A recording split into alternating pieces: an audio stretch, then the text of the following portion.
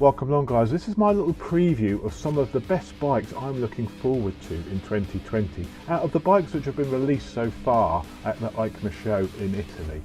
So sit back, stay tuned, let's look at some delicious motorcycles.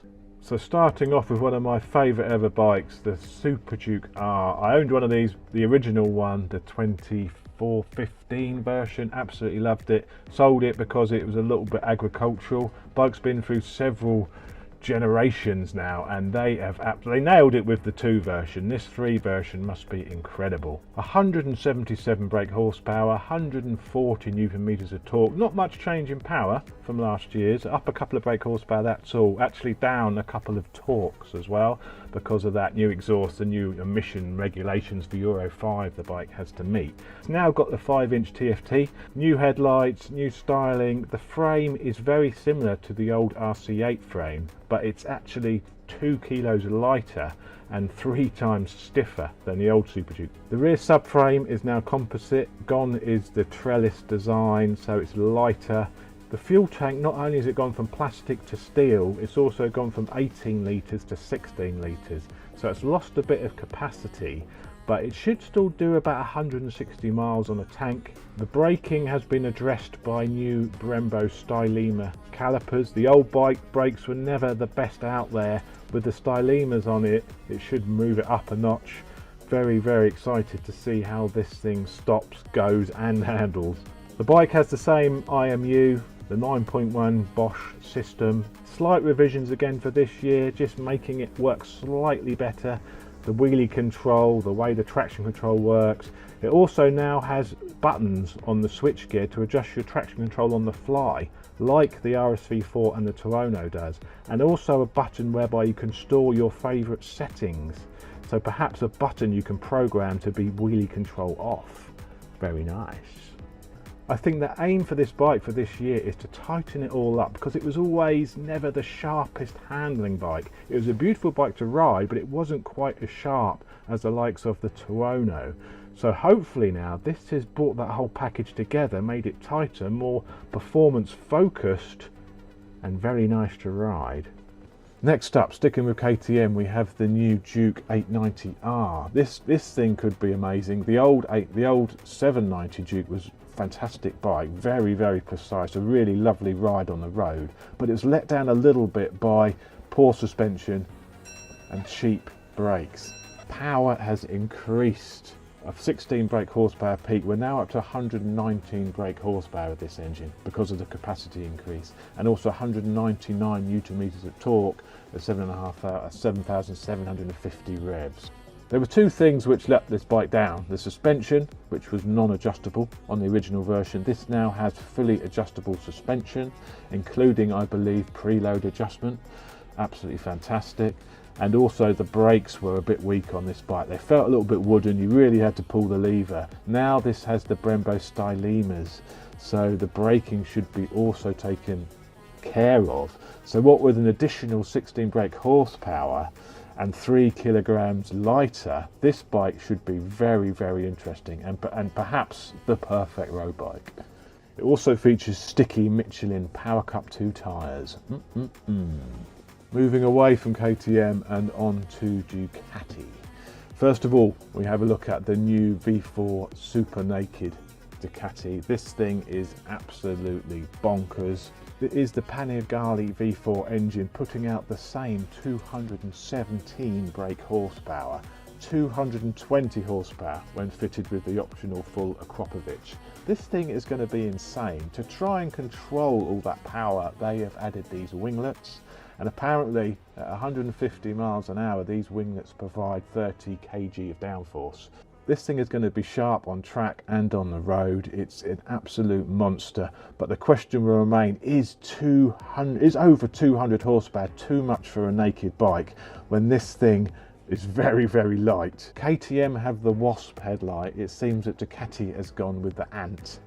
Definitely an ant-like resemblance to the front lighting cowl. This bike will be available in 2 versions, a standard and the S. The standard will have the Showa suspension, where the S will have the Öhlins EC2 electronic suspension, the same as what's on the Tuono. Both bikes will come with full electronic suite, six-axis IMUs, launch control, cornering ABS, all of the usual electronics these days, and I am quite excited about trying this bike out. But I do think it could be too mental. Is over 200 horsepower on a naked bike going to be too much? Wings or not, we will see.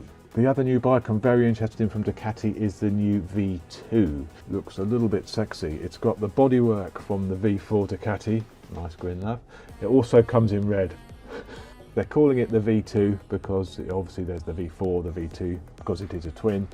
The big news with this one for me is the styling update, and they've also managed to make the exhaust look decent. Gone are the two separate end cans, and we now have the under pan exhaust, so the bike is back to looking sexy.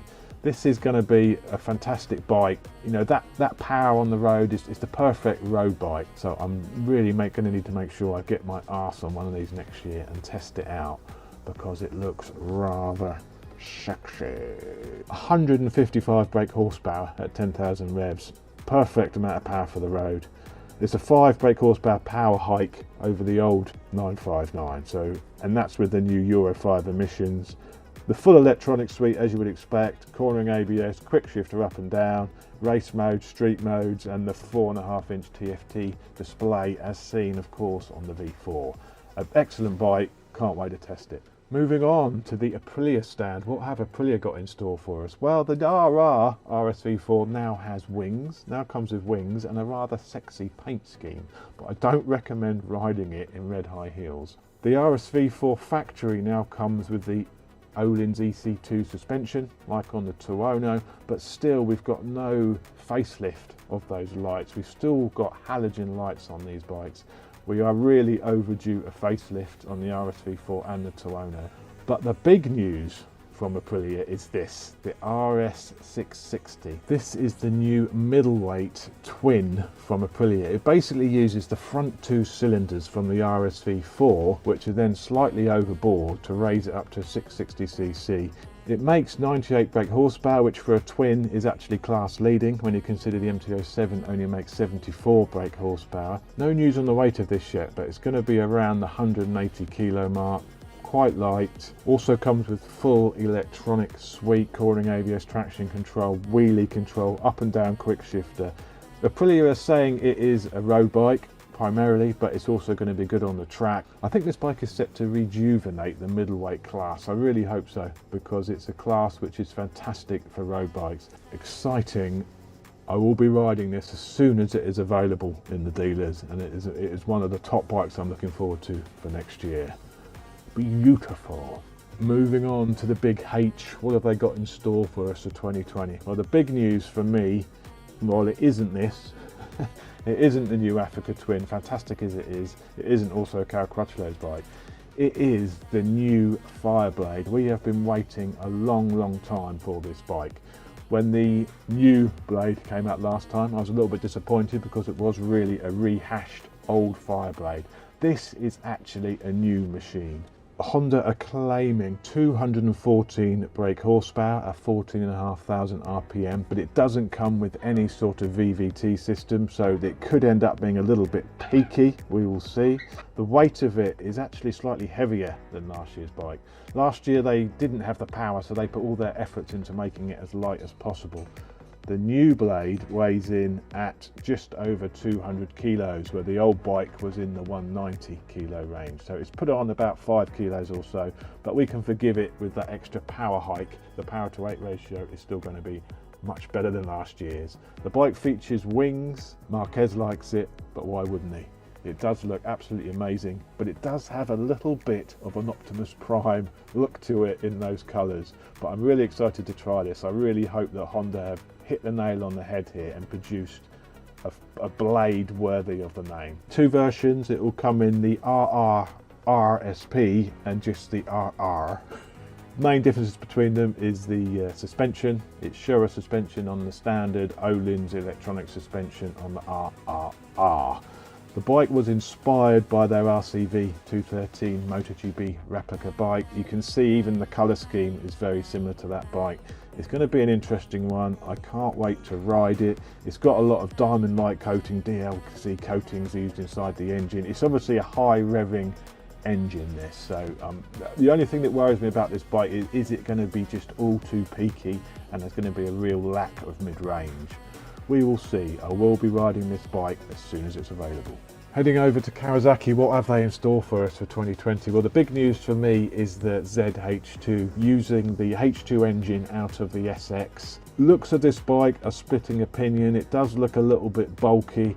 I'm not sure it's as beautiful as the H2, and I'm not sure the styling has quite hit the nail on the head.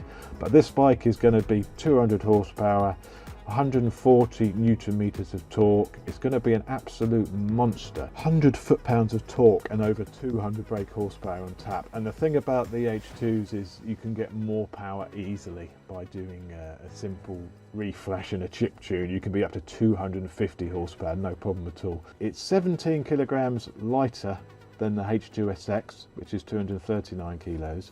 But it still weighs in at a rather hefty 222 kilos. When you compare that to the lightweight Ducati Street Fighter, even the Super Duke has lost weight. The Super Duke is under 200 kilos now. This does seem a little heavy, but with that power plant, it will make, I think, a very stable, powerful machine. So again, as soon as these are available, I will be riding one, and I am rather excited. 197 brake horsepower. Oh yes. The bike has been built with some compromises in mind. It's not all out like the original H2. Gone is the single-sided swinging arm. We now have a dual-sided swinging arm, very similar to the ZX10. That's obviously to reduce the cost of this bike. This is going to be around the £13,000 to £14,000 mark. It'll probably compete directly with the Super Duke. It will be cheaper than the Ducati Street Fighter, so it will be the cheapest of the monstrously powerful super nakeds. This could be a 200 horsepower naked for around £14,000. Well, there we go. I hope you've enjoyed my little preview of the bikes which are coming in 2020. It's not all of the new bikes which are coming out, it's ones I'm most interested in. If there's any I've missed which you want to see, let me know in the comments below and I'll see if I can do a preview feature of it. But thanks for watching. If you're not already subscribed to my channel, please subscribe. I will be ride reviewing all of these bikes and perhaps even purchasing one of these new machines for the garage to see what I like to live with over a longer period, because I do have an itch for a new motorcycle. So thanks for watching. I'll speak to you soon.